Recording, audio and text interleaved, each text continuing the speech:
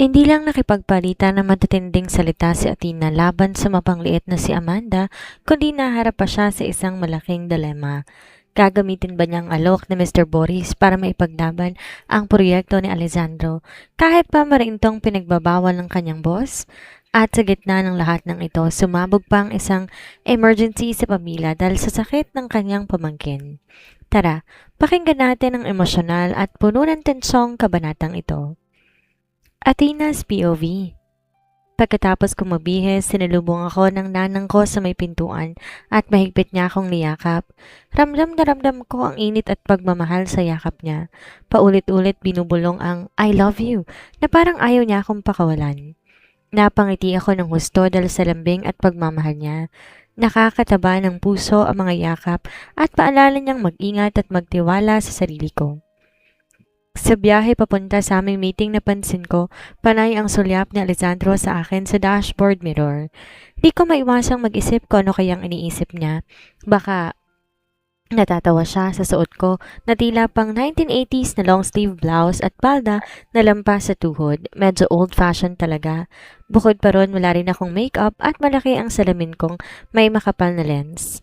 Alam ko hindi umaayon sa modernong pananamit, lalo na ako ikukumpara sa stylish at sexing si Amanda. Dahil sa tingin niya, hindi ko napigilang magsalita. Sorry kung medyo out of style ang mundo ko, sabi ko sa nahihiyang tono. Ngunit umiling lang siya at may malambing na ngiti sa kanyang mga labi. No, no, natatawa niyang sabi. It's not that. Actually, I like it. Honestly, I did not expect na may babae pang kagaya mo. You are different, and I admire that. Medyo nag-init ang pisngi ko sa sinabi niya. Hindi ko alam kung paanong tumugon, kaya bumiti na lang ako pabalik at tahimik na napaisip sa sinabi niya. Di ko inaasahang makikita niya ang simple kong pananamit bilang kaaya-aya, pero parang may kung anong kilig na gumapang sa puso ko. Pagdating namin sa Lubok River, nakita ko ang bangkang naghihintay sa amin para doon kami mag-lunch at makipag-meeting. Pagsampa namin sa bangka, naroon na mga kamiting namin. Ang isa ay matandang British na may pinagkalong karisma at pagiging gwapo kahit may edad na. Good afternoon, Sir Boris. Bati ni Alessandro ng magalang, sabay kaming naupo sa lamesa. Nagkatitigan kami ni Sir Boris at napansin ko ang kakaibang ningning sa mga mata niya. Bago pa ako makapag-react, siya nang naunang nagsalita. And you must be Miss Serrano? Nakangiti siya at tila interesado. Nagtaka naman ako kung paano niya ako nakilala, pero binaliwala ko na lang. Yes, sir. It's a pleasure meeting you. Sagot ko ng magalang na may kaunting kaba pero determinado kong magawa ng maayos ang task ko. Nagsimula ang launch meeting at ako ang pangunahing nakikipag-usap kay Sir Boris habang pinapakilala ko ang mga plano at ideya ni Alessandro para sa project na gagawin dito sa Pilipinas. Isang malaking eco-friendly luxury hotel na planong itayo sa Palawan. Sinusubukan kong ipaliwanag ng mabuti ang konsepto at kung paano ito makikinabang sa kanilang kumpanya, lalo na't uso ang ganitong proyekto sa mga turista mula sa UK na may malasakit sa kalikasan at para sana kay Alessandro mapunta ang proyekto. Pati na ang airport expansion. Habang abala ko sa pakikipag-usap kay Sir Boris, di ko maiwasang mapansin si Amanda na nakatingin sa akin ng masama. Tila wala siyang ibang ginawa kundi magbigay ng mga malisyosong ngiti at irap sa tuwing nagkakaroon ng pagkakataong mapansin siya. Kitang-kita ang pangiinis sa mga mata niya, lalo na't nakikita niyang malaki ang interes ni Sir Boris sa mga sinasabi ko. Your ideas are quite remarkable, Miss Serrano. Papuri ni Sir Boris. Halatang impressed sa mga sinabi ko. It is rare to find such passion and knowledge about sustainable tourism. I am quite charmed, really. Thank you, Sir Boris, sabi ko, pilit pinipigilan ang pagbablush. I truly believe that this project will make a positive impact on both the environment and tourism. Sa gilid ng lamesa, narinig ko ang pag-ubo ni Amanda. Kunwari hindi nakikinig pero halatang inis dahil napansin niyang mas tumutuon ang atensyon ni Sir Boris sa akin. Umirap siya ng bahagya bago bumaling kay Sir Boris pero walang nakialam sa kanya. Tahimik na nanonood si Alessandro, nakangiti, halatang proud sa naging takbo ng presentation ko. Matapos ang ilang palitan ng usapan, tumingin si Sir Boris kay Alessandro. You're lucky to have such a capable assistant, Mr. De La Torre. Napatingin si Alessandro sa akin at ngumiti. Yes, indeed, Sir Boris. I couldn't agree more. Pakiramdam ko mas lumalim ang respeto at tiwala sa akin ni Alessandro. Sa puntong yon at sa kabila ng mga mapanuring tingin ni Amanda, mas tumatag ang loob ko na kayanin lahat. Habang nagpapatuloy ang meeting, proud na ipinagmamalaki ni Alessandro ang kanyang mga plano para sa Bohol at iba pang mga projects, kabilang ang pagpapatayo ng isang mall, ospital, luxury hotel. Napabilib si Sir Boris sa mga ambisyong ito at habang nagkukwento siya biglang pinasok ni Alessandro ang tungkol sa akin. Actually, Sir Boris, sabi niya habang nakangiting tumingin sa akin. Miss Serrano, he is not just my secretary. She's going to be a doctor soon too and she's graduating summa cum laude. Napatingin si Sir Boris sa akin. Halatang nagulat at humanga sa sinabi ni Alessandro. Is that so, Miss Serrano? A doctor and a top graduate? That's incredibly impressive. Kitang-kita ko ang paghanga sa mukha ni Sir Boris na lalo namang nagpapahiya sa akin, ngunit di ko napigilang mapangiti sa kanyang papuri. Ngunit sa likod ko nakita ko rin ang di magandang reaksyon ni Amanda. Kita sa kanyang mukha ang iritasyon, lalo na nga at tila napupunta sa akin ang atensyon ni Sir Boris. Halatang hindi sila natutuwa na tila ako ang tampok sa usapan.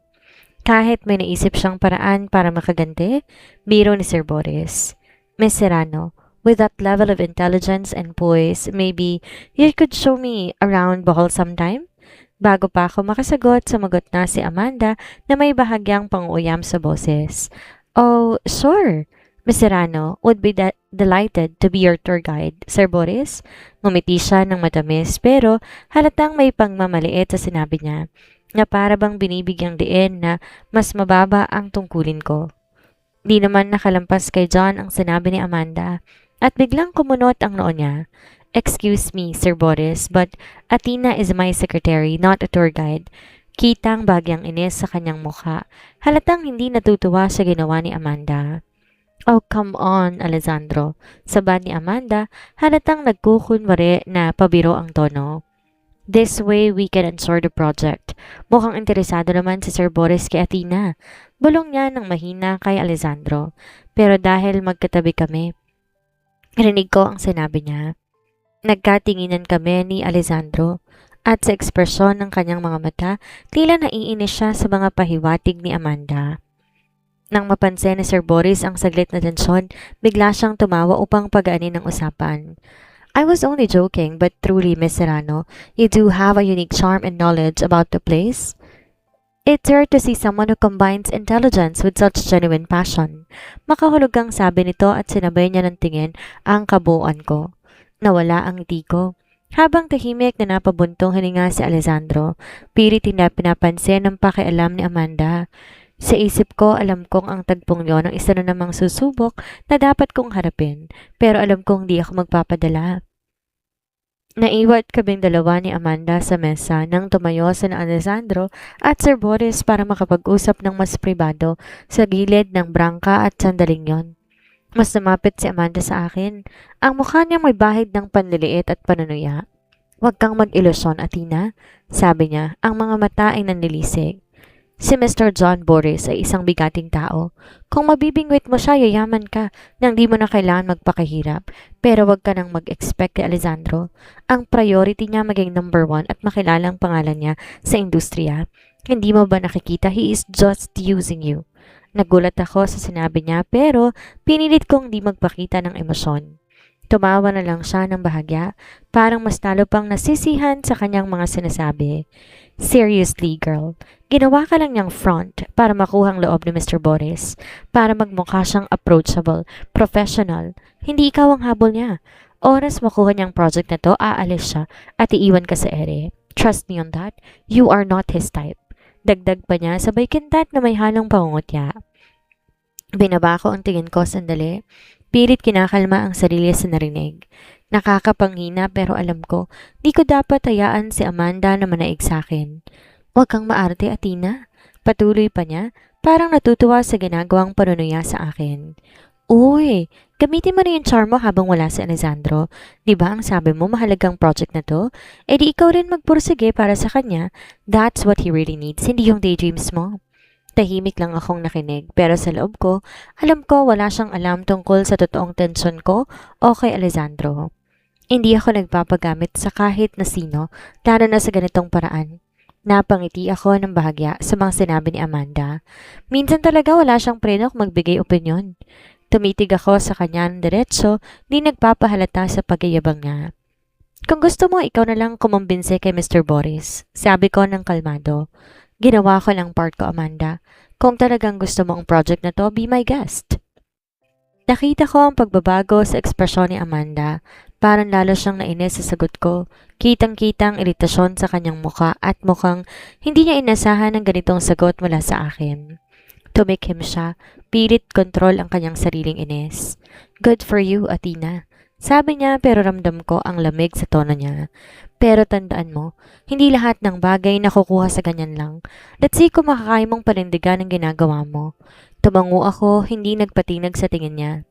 Sa puntong to, mas namakas ang loob ko lalo pat alam kong ginagawa ko lahat ng maayos at patas. Nakatitig lang ako kay Amanda, handa sanang sagutin pa siya nang bigla kong naramdaman ang presensya ni Alessandro sa likuran. Paglingon ko, nakita ko ang bahagyang lungkot sa mukha niya, magkahalong dismaya at inis. Athena, kailangan na natin umalis. Naghihintay ng chopper para sa pag-uwi ko sa Manila, sabi ni Alessandro. At di ko maiwasang makaramdam ng lungkot sa narinig. Tahimik akong sumunod sa kanya at habang nasa biyahe kami, di ko mapigilang mapansin ang tensyon sa mukha niya. Napansin ko rin ang madiin kong hawak sa manibela at ang mga nakakuyom na mga kamao niya. May problema pero ayaw niyang sabihin. Alessandro, tanong ko sa kanya ng mahinahon. Is there something wrong? Nilingon niya ako saglit pero agad bumalik ang tingin niya sa daan para nagdadalawang isip kung sasabihin ba o hindi. Sa wakas, bumuntong hininga siya at nagsalita pero mababa ang boses niya. Boris is having second thoughts about giving me that project. Simula niya, bakas ang pagkadismaya sa tono niya. Apparently, the Bentacore Tower Construction Group also submitted their proposal and theirs was quite impressive. Napakunot ang noo ko. Alam kong ang Hayes Tower ang matinding kalaban ng company nila sa construction industry at mas kilala sila ngayon sa Pilipinas dahil sa mga modernong proyekto nila na matagumpay na natapos. Ito ay sa pamumuno ni Architect Knox Lawrence Hayes na kasalukuyang CEO ngayon at may anak na twins. Tumangu-tango ako. Anong pwedeng gawin para mapapayag si Mr. Boris? Tanong ko ng may malasakit, gustong makatulong sa anumang paraan. Pero nanatiling kalmado at tahimik si Alessandro. Tila nagpipigil ng galit. He clenched his jaw at lalo pang diliinan ng hawak sa manibela. Di ko maiwasang mapansin ang tensyon sa kabuuan ng katawan. Umiling ako ng bahagya, sinubukan maging magalang pero halatang di ako komportable. No thank you sir, I can manage. Pero sa halip tumigil ngumisi pa si Mr. Boris, para bang sinusubukan ako. Come now, I know Mr. De La Torre walked off because I turned down his proposal. Sabi niya, ang mga mata niya tila nagmamasid sa bawat reaksyon ko. But I might reconsider if you agree to spend a few days with me. Be my tour guide? Napalunok ako. Kaya pala di maganda ang mood ni Alessandro kanina. Di pa pala tuluyang pumayag ang Brito na ito. Tama? Tour guide. Para matulungan si Alessandro. Kahit pasok, kumurang awkward kung ito lang ang paraan para matulungan ko siya sa project, ba't hindi ko susubukan? Huminga ako ng malalim, tsaka pumasok sa sasakyan ni Mr. Boris. Habang tumatakbo ang sasakyan, nakikinig lang ako sa mga kwento niya tungkol sa buhay niya. Sa isang punto, binanggit niya, I was married once but things didn't work out. May lungkot sa mata niya nang sabihin yon pero ngumiti siya sa huli. Parang di naman siya masyadong naapektuhan. Matapos sa ilang saglit na katahimikan, hindi ko na napigan ang sarili ko. If I agree to be your tour guide, will you give my boss the project? Nagulat siya sa tanong ko. Tumigil sa pagsasalita at diretso akong tinitigan. Tila hindi makapaniwala sa prangka kong tanong. Matapos sa ilang segundo, ngumiti siya ng bahagya, ngunit may seryosong titig sa mga mata. Why? Tanong niya. Ang tono niya puno ng kuryosidad. Huminga ako ng malalim, pinag-isipan ang sasabihin ko. Di ko alam paano siya titingnan, kaya tumingin ako sa labas ng bintana, tsaka ako bumaling pabalik sa kanya. Because I want to see him happy. Pagkarinig ko sa sinabi ni Boris, isang mahinang tawa ang sumilay sa kanyang mga labi. "You're willing to do anything for him?" Tanong niya. May bahid ng amusement sa boses niya. Walang pag-aalilangan, tumangulang ako. Nasa isip ko si Alessandro at ang lahat ng pagsusumikap niya para sa proyektong ito. Gusto kong tumulong sa kanya sa abot ng makakaya ko. Napailing si Boris at nagpatuloy, tila sinusubukan akong bigyan ng babala. "That man, he is hot-headed, lacks patience, and from what I've seen, he cannot handle his temper." Pero kahit gaano pa kahabang sinabi ni Boris tungkol kay Alessandro, di ko yon gaanong binigyang pansin. Alam ko kung sino si Alessandro at alam ko rin kung bakit ko siya tinutulungan. "Okay, let us make a deal, Miss Serrano," dagdag niyang sabi na nagpangiti sa akin. "See you at the hotel tomorrow at 10 a.m. Mas lalo kong nabahala. "Sir, there's something we can do," pag-ulit ko. Pilit siyang kinukumbinse at maya-maya bigla siyang napairap at tumaas ang boses niya. "Athena, stop. I don't need suggestions right now," matalim niyang sabi at ramdam ang bahagyang gigil sa boses niya. "I already declined something that Boris suggested just to get this project. I won't compromise my principles." Damn it, that old man. Napakurap ako sa biglang pagtaas ng tono niya. Pinili kong manahimik. Biglang huminto si Alessandro sa pagmamaneho nang tumunog ang cellphone niya. Agad niyang sinagot at bagaman di ko marinig ang sagot ng kabilang linya, narinig kong sinabi niya, "Papunta na ako dyan." At pagkatapos mabilis binaba ang tawag at tumarap sa akin, seryosong mukha. "Athena, hindi na kita mayahatid. Nagmamadali ang piloto at kailangan ko nang umalis kaagad," sabi niya at kita ang pagkaapurahan sa mga mata niya. Bigla siyang may dinukot mula sa bulsa, isang makapal na bungkos ng pera. Inabot niya to sa akin. "Gamitin mo to habang wala ako. Siguraduhin mong okay ka rito at gamitin mo sa graduation mo. Ang kabuuan ng bayad ko sa pagbabalik ko na lang," sabi niya at may bakas ng iritasyon ng kanyang tinig. Nag-aalangan man kinuha kong pera. Kailangan ko rin talaga kaya pinilit kong alisin ang hiya. "Salamat," sabi ko at tumangulang siya. "Isa pa," dagdag niya at tumitig diretso sa akin. "Huwag na huwag kang lalapit kay Boris at huwag ka ring papasok sa hotel habang wala ako. Naiintindihan mo ba?" Tumango ako kahit di ko lubos maintindihan kung bakit gano'n ang bilin niya. Pero nakita ko sa mukha niyang seryoso siya kaya hindi na ako nagtanong pa. Pagkatapos inihatid niya ako sa lugar kung saan maraming tao, tila nagmamadali. Pagbaba ko, tumingin siya sa akin. Saglit akong nganitian bago maling nagsalita. "Babalik ako after 3 days. Tandaan mo ang sinabi ko, ha? Ingat ka." Pagkababa ko, hinatid ko ang tanaw si Alessandro habang papalayo ang sasakyan niya. Akmang tatalikod sana ako nang bigla akong marinig na may bumusina sa likod ko. Huminto ako at lumingon. Dahan-dahang bumaba ang bintana ng isang itim na sasakyan at nakita ko si Mr. John Boris na nakangiti. May halong kuryosidad ang tingin niya sa akin. "Where are you headed? Let me give you a lift," alok niya. May magalang ngunit mayabang na tono sa boses. "Be my guide, Miss Serrano. Our deal." Alanganin akong tumango sa kanya. Pagdating sa bahay na Tita Emma ko, nagpaalam ako kay Mr. Boris. Pagsapit ko, napansin kong may ilang kapitbahay ang nagbubulungan, mga matang sumasagot sa bawat galaw ko. Marahil nagtataka kung sino nagkatid sa akin, ngunit di ko na lang pinansin. Di na bago mga ganyang usapan sa lugar namin. Pagkatapat ko ng bahay, agad akong sinalubong ng pamangkin kong si Daniel. Sabik na sabik at agad na nagpakarga. Binuhat ko siya, ngunit naramdaman ko na mainit siya at tila matamlay. "Ate, may lagnat si Daniel?" Tanong ko nang pumasok kami sa bahay. Hinahanap ang ate ko na nasa kusina. Tumingin siya sa akin at may halong pag-aalala.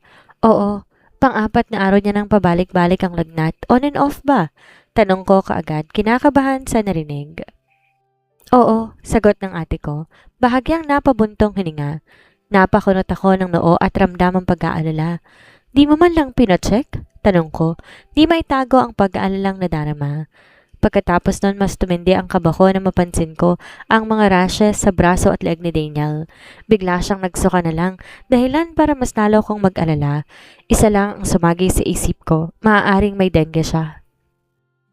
Agad akong nagdesisyon. "Ate, kailangan natin siyang dalhin sa ospital. Posibleng dengue ito," Sabi ko, may kaba sa dibdib pero alam ko, kailangan namin ng mabilis na aksyon para kay Daniel. Pagdating namin sa ospital, tama nga ang kutob ko. Dengue nga ang sakit ni Daniel at delikado ang bata dahil sa kapabayaan ng kanyang ina. Naramdaman kong nakapasa na naman sa akin ng responsibilidad, lalo na't nakita kong kailangan ng pamangkin ko ng agarang gamutan. Walang pag-aalinlangan, nilabas ko ang perang binigay sa akin ni Alessandro. Kasama pa ang naipon ko. Lahat ng yon nagastos para masigurong maaalagaan si Daniel, lalo pat sa private hospital namin nadala ang bata. Habang naghihintay kami sa labas ng emergency room, hindi ko napigilan ang sariling pagsabihan ng ate ko. Ate, 4 na araw ng on and off ang lagnat ni Daniel, tapos hindi mo man lang pinansin? Galit kong tanong. Nararamdaman ng frustration at lungkot sa boses ko. Tumingin siya sa akin, mukhang nahihiya at nagsisisi. Sorry, akala ko kasi simpleng lagnat lang kaya pinainom ko lang ng gamot. Parang nanginginig ang katawan ko sa gigil.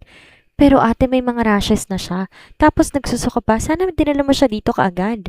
Naiinis kong sabi. Bilang nanay, kailangan mong mas maging maingat. Huwag mo nang hintayin pang lumala.